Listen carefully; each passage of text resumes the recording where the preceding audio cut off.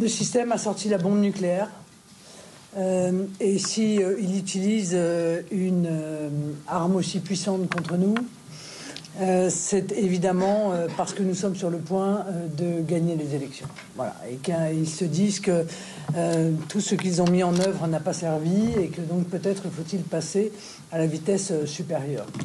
Alors, les choses sont extrêmement claires. On ne se laissera pas faire. Et on ne se laissera pas faire, non pas tant pour nous défendre seulement nous-mêmes, mais pour défendre les Français qui ont le droit de voter pour qui ils le souhaitent, et puis pour défendre le pays. Parce qu'aujourd'hui, le pays est en train de vaciller. Il vacille sur ses principes, il vacille sur ses valeurs, et tous ceux qui n'ont que l'état de droit à la bouche sont en général ceux qui sont les premiers à chercher à violer cet état de droit. Ils nous ont volé les législatives par des manœuvres scandaleuses. Que les choses soient très claires, on ne laissera pas les Français se faire voler l'élection présidentielle. Et donc nous allons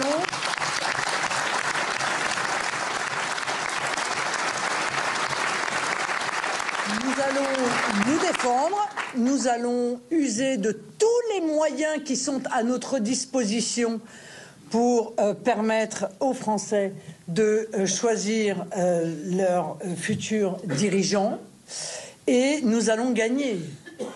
Voilà, parce que la vérité et la justice doivent gagner, et que ce qui vient de se dérouler est un tel scandale démocratique, une telle honte, une telle tache sur notre pays.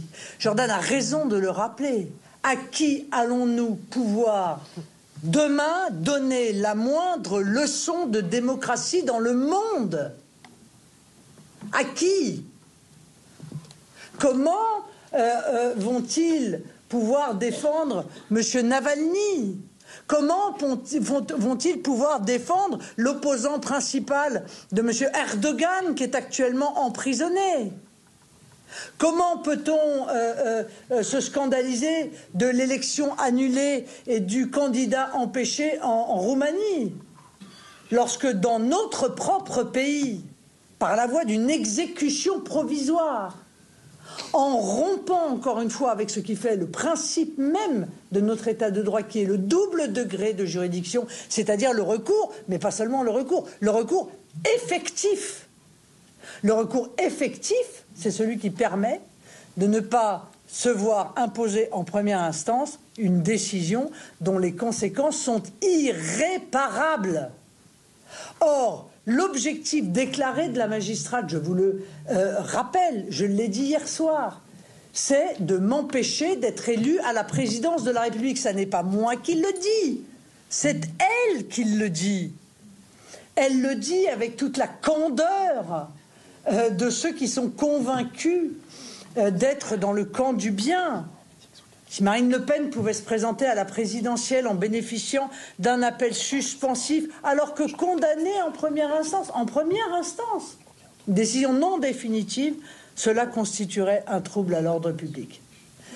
L'ingérence de ces magistrats dans le processus électoral suprême, qui est celui de l'élection présidentielle, voilà où est le trouble à l'ordre public.